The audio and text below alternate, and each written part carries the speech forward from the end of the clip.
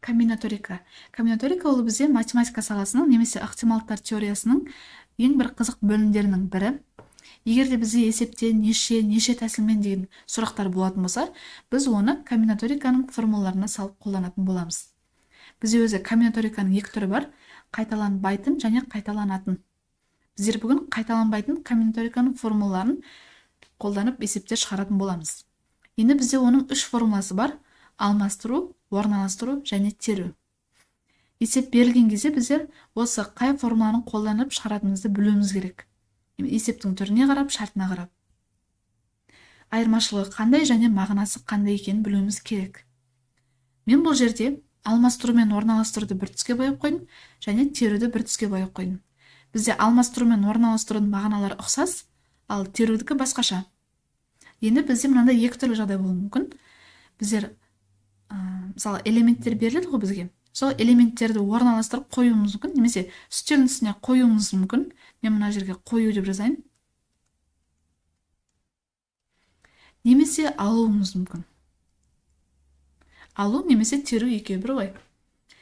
Бізде егер қоятын кезде, мысалға екі элемент бар делік. 2, 3 және 3, 2. Біздер оны 2 мен 3 деп қоятын болсақ, онда ол бізде 23 деген сан шығып тұр. Және 3 пен 2 деп қоятын болсақ, онда 32 деген сан шығып тұр. Бұл екеуі бізде екі түрлі жағдай, немесе екі түрлі тәсіл болып есептеледі. Ал терген кезде, немесе алған кезде бізде айырмашылық болмайды. Мысалға, сыныпта 20 оқушы бар, соның екі оқушыдан кезекші жасаудың тәсілдерін сұрау мүмкін. Мысалға, мен Айнұр мен Гүлнұрды қоятын болсам, кезекшілікке, немесе Гүлнұр мен Айнұрды қоятын болсам, онда ол екеуі бір жағдай болып есептеледі. Яғни бізде мынандай екі жағдай біреу болып есептеледі, бір тәсіл болып, ал мынандай екі жағдай екі тәсіл болып есептеледі. Яғни қойған кезде бізде айырмашылық болады, ал алған кезде айырмашылық болмайды. Яғни осындай қоятын есептерді алмастырумен және орналастырумен шығарамыз. Ал алатын есептерді терумен шығарамыз. Мысалы, бізде мынандай есеп болуы мүмкін. Мысалы, кабинетке 20 адам келді. Олар әрқайсысы бір-бірімен амандасып шықты. Сонда қанша амандасу болды? Яғни екі адам бір-бірімен амандасады. Мысалы, тура осы Айнұр мен Гүлнұр амандасу мүмкін, немесе Гүлнұр мен Айнұр қайттан амандаспайды ғой. Олар бір жағдай ғана болып тұр. Немесе футбол командасынан, мысалға, 10 тал команда бары бір-бірімен ойнап шықты. Сонда қанша ойын болды десе, олар бір-бірімен бірінші команда мен екінші команда ойнаса, екінші команда мен бірінші команда қайттан ойнамайды. Екеуі уже бір ойын болып кетті. Демек, оны да біздер теруге қолданамыз. Осындай шахмат, тоғызқұмалақ дейтін есептер болады. Сонда біздер орындарын ауыстырып көреміз. Айырмашылық болмаса, терумен шығарамыз. Ал егер, мысалы, цифрларды орналастыру мүмкін, немесе әріптерді орналастыру мүмкін, ол кезде айырмашылық болады. Демек, біздер оны алмастыру немесе орналастырумен шығарамыз. Ал енді орналастыру мен алмастырудың айырмашылығын қарайық. Бізге элемент береді ғой, 5 элемент береді, соның барлығын қолдануымыз мүмкін. Мысалға, 5 тал цифр беріп, 5 таңбалы сан құрастыр десе, онда оны алмастырумен шығарамыз. Яғни барлығын қолданамыз бізге берілген элементтердің. Ал егер бізге 5 тал цифр беріп, бірақ 2 таңбалы сан құрастыр дейтін болса, онда оны сол 5-інің 2-ін ғана орналастырамыз деген сөз. Ал алмастырған кезде біздер барлығын қолданамыз, алмастырып қана қоямыз, орындарын алмастырып қоямыз деген сөз. Ал орналастырған кезде біз барлығын орналастырмаймыз, тек 2-ін ғана, немесе өзінің шарты бар, сол шартындағы санды ғана, элементті ғана орналастыратын боламыз. Мына жерге немесе былай істесек болады. Екеуі мағынасы ұқсас дедім ғой. Ал енді мен мына жерге мынандай нәрсе қолданып көрейін. Маған мысалға n элемент берді. Сол n элементтің барлығын қолдандық делік. n мен n тең болып тұр, иә? Егер мен мына формулаға салатын болсам, n факториал болады. Бөлімінде n азайту n болады. n-нен n-ді азайтсақ, 0 факториал болады. Ал бізде 0 факториалдың өзі 1-ге тең. 0 факториалдың өзі 1-ге тең. Демек, n факториалды 1-ге бөлсең, n факториалдың өзі шығады. Демек, мына формуланың өзі бәрібір шығып тұр деген сөз. Ал енді есептер қарайық. Мысалға, бірінші есепте жасыл сөзінің әріптерінің орындарын ауыстыру арқылы неше сөз құрастыруға болады. Яғни, орындарын ауыстыру деп тұр, алмастыру немесе. Сонда жасыл деген бізде 5 тал сөзде 5 тал элемент болып тұр, яғни 5 тал әріп болып тұр. Соның барлығын қолданып, яғни жай ғана алмастырып шығамыз әріптерін. Қанша сөз құрастыруға болады? Енді мағынасы. Бұл жақта кейбір жерлерде беріп қояды, мағынасына қарамай деп. Енді біздер математика болған соң мағынасына қарамаймыз, ол бізде әдебиет, қазақ тілі емес. Сонда бізде жасыл деген сөзден 5 тал элемент бар деп есептейміз. Яғни P тең 5 факториал болады да. 5 факториалымыз бізде 1, 2, 3, 4, 5 деп жазамыз. Сонда 2 3 6, 6 4 24, 24-ті 5-ке бөлсек 120. Яғни мыналардың орындарын ауыстыру арқылы, орын ауыстыру мен орналастыру деген сөздер штастырмау керек. 120 тал сөз құрастыруға болады. Ал енді екінші септе Астана сөзінің әріптерінің орындарын ауыстыру арқылы неше әртүрлі сөз құрастыруға болады. Яғни мына жерде әртүрлі деген сөз бар. Себебі мына жерде А деген әріп 3 рет қайталанып тұр. Мынау бірінші, мынау екінші, мынау үшінші. Егер де біздер оны жақта 6 тал сан ғой, 6 тал әріп қой. Бұны біздер 6 факториалмен 720 шығаратын болсақ, бізде мынау екінші А бірінші тұру мүмкін, бірінші А екінші тұру мүмкін, сонымен Астана деген сөз қайтадан шығуы мүмкін. Ал бізге әртүрлі сөздер керек. Яғни ондай жағдайда біздер мынау барлығы бізде 6 факториал еді ғой. Бірақ оны бөліп тастаймыз 3 факториалға. Себебі 3 рет қолданып тұр А деген әріп. Немесе кейбір сөздер болады, мысалы Қазақстан деген сөзде Q 2 рет, А да бірнеше рет. Ондай жағдайда, мысалға мына жерде егер Т деген тағы бір қолданып тұрса, онда тағы да 2 факториалға бөле саламыз. Мысалы, мына 3 рет қолданып тұрса, қайттан 3 факториалға арасына көбейту қойып бөле саламыз, есептей саламыз. Енді бұл жақта А деген әріп қана бар. 3 факториалға бөлеміз. Бізде 6 факториалдың өзі 120 көбейту 6. Бізде 5 факториалдың өзі 120 ғой. Енді 6-шысын жаза саламыз. Және 3 факториалдың өзі 6-ға тең. 2 3 6. 6 факториалымыз 6-ның өзі. Сонда 6 мен 6 қысқарады да 120 деген 120 тал тәсіл қалады. Әртүрлі сөз шығады. Ал енді үшінші септе 0, 2, 6, 4, 3 сандарынан 5 таңбалы неше сан құрастыруға болады. Бұл жерде өзі 5 тал цифр және 5 таңбалы деп тұр. Біздер оны бірінші алмастыруға қойып есептейміз, бірақ бізде 0 деген сан бізде, то есть 0 деген цифр санның басында тұруға болмайды. Бізде сандар 0-ден басталмайды. Демек біздер қалғаны 4 тал санымыз бар ғой, 4 тал элементімізден сандар құрастырып аламыз. 4 талына цифрдан қанша тал 4 таңбалы сан құрастыруға болады, соны тауып аламыз да, солардың әрқайсысының алдына 0 қойып шығамыз деген сөз. Яғни бізде басында бізде 5 факториал еді. Одан азайтып тастаймыз. Мына 4-еуінен сан құрастырып аламыз. Олардың алдында 0 бар деп есептеп, сонда 5 факториалымыз бізде 120-ға тең. 4 факториалымыз 24-ке тең. Азайтсақ 96 шығады. Яғни 96 тал сан құрастыруға болады. Егер мына жерде 0 емес, мысалы 1 тұрғанда, онда жай ғана жаңағы 120-ның өзі ғана қалар еді. Ал енді 4-ші септе 1, 2, 3, 4 цифрларынан 2 таңбалы неше сан құрастыруға болады. Яғни бізге 4 тал цифр беріп қойыпты, бірақ оның 2-еуін ғана орналастыр деп қойыпты, немесе 2-еуін ғана қолдан деп қойыпты. Демек, біздер оны мына А-ның формуласына саламыз. Бізде 4 тал элемент бар, соның 2-еуін ғана қоюымыз керек. Және мына 3 пен 4 деп қойсақ, немесе 4 пен 3 деп қойсақ, 2 түрлі болған үшін біз оны мынаған саламыз.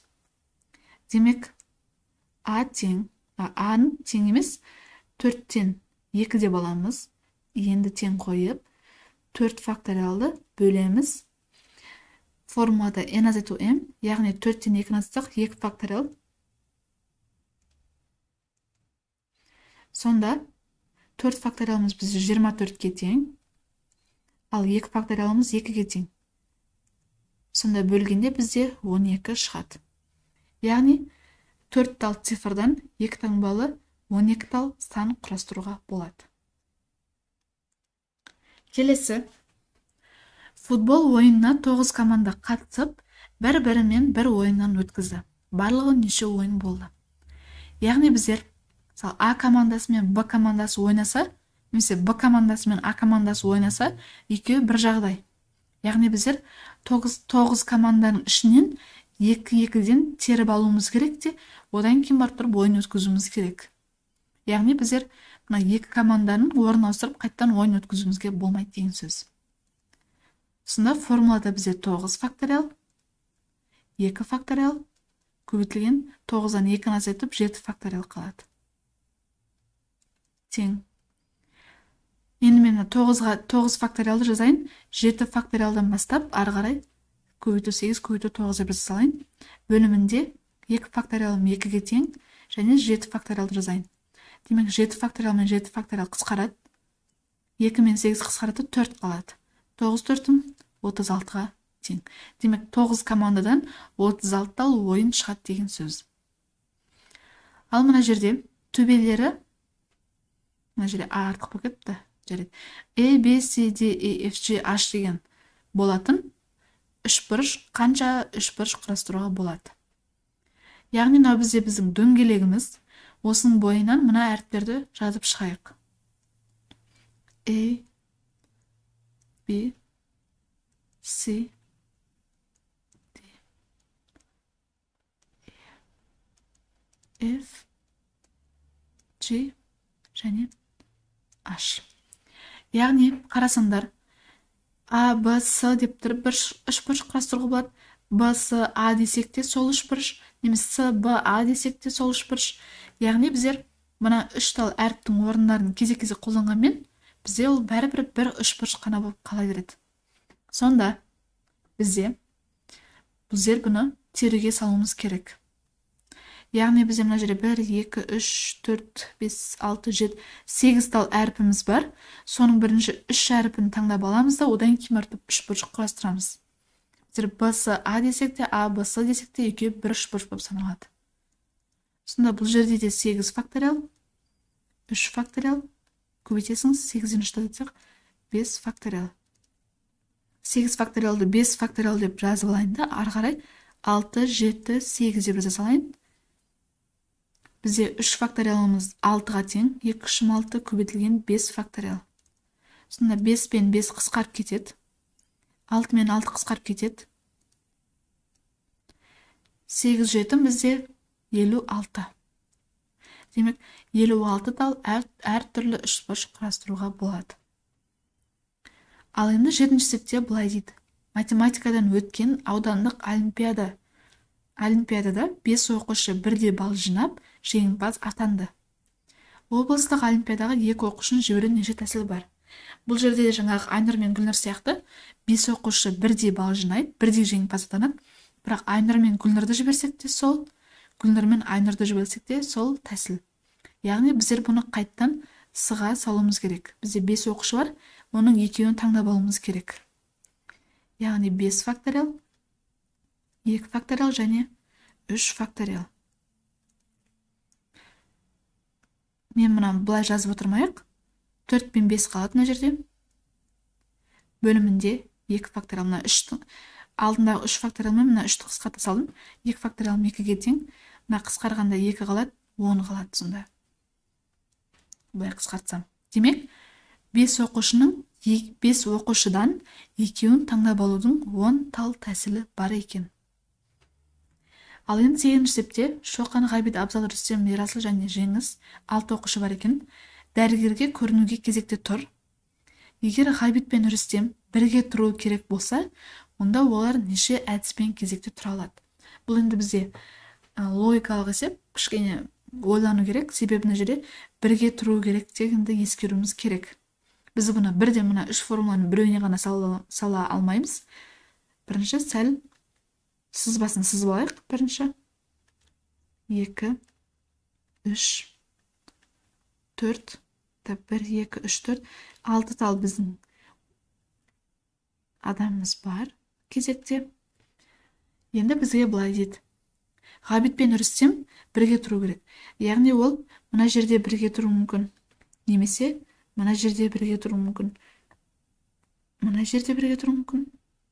Мына жерде бірге тұру мүмкін. Және мына жерде бірге тұру мүмкін. біздер егер мына жерде бірге тұрса, ар жағында 4 орын қалады. Мына жерде бірге тұрса, ар жағында 4 орын қалады. Мына жақта бірге тұрса, мына жағында 4 орын, мына жақта бірге тұрса, мына жақта 4 орын, солай кете береді, иә? Демек, біздер мына 4 орынды 4 факториал деп алсақ, яғни біздер бірінші 4 адамды орналастырып алайық та, оны 5-ке көбейте салайық. Себебі бізде 5 тал тәсіл бар. 1, 2, 3, 4, 5 деп 5 тал тәсіліміз бар, соны 5-ке көбейттім. Яғни 4 факториалға 4 адамымызды орналастырып алдық, ал мыналарды арасына тығасық деген сөз ғой. 5 түрлі тәсілмен арасына қоя салдық. Сонда 4 факториалымыз бізде. Немесе мынау 5 факториалға тең десек те болады. Ол бізде 120-ға тең. Яғни 6-дан 120 тәсілмен кезекте тұра алады. Ал егер бізде мына жақта Ғайбит пен Рүстемнің бірге тұрғаны маңызды болмаса, онда бізде 6 факториал болатын еді, оны 720 тәсіл болатын еді. Енді бізде былай еді. Құрамында 5 цифры 2 рет кездесетін неше 3 таңбалы сан бар. Енді мен былай істейін. 1, 2, 3. 5 цифры 2 рет кездеседі. Бізде бірінші 5 пен 5 былай кездесу мүмкін де, мына жақта 0, 1, 2, 3, 4, 5-ті жазбаймын, себебі 5 3 рет кездесіп қалады. 6, 7, 8, 9 деген бізде өзі 10 цифр бар, 5 алып тастасақ 9 цифр қалады. Яғни мына жақта 9 тал бізде тәсіл бар делік. Немесе тағы да 3 орын алсақ,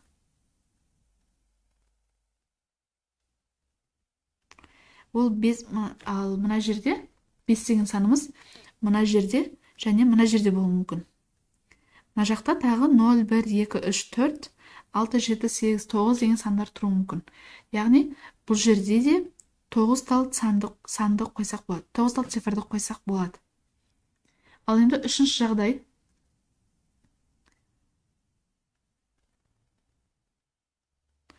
Бізде енді 5 деген цифрымыз мына жерде тұруы мүмкін, және мына жерде тұруы мүмкін.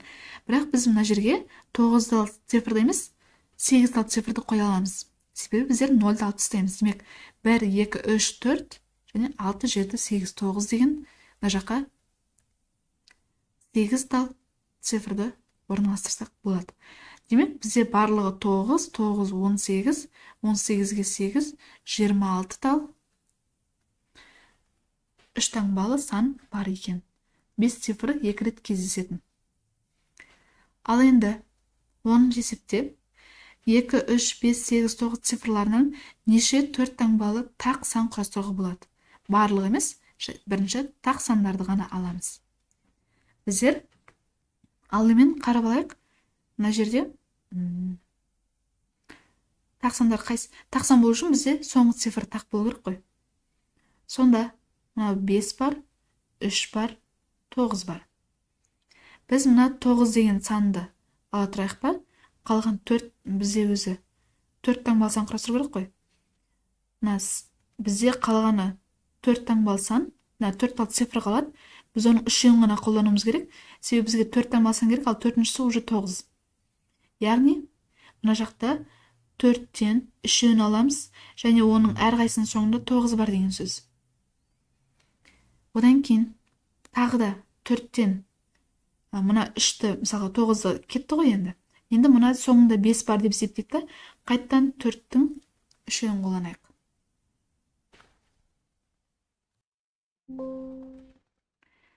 Сонда мына соңында 5 болады да, және тағы бізде қалғаны 4 сан ғой. Сол 4 санның қайттан 3-ін алуымыз керек. Және соңында енді 3 болуы мүмкін.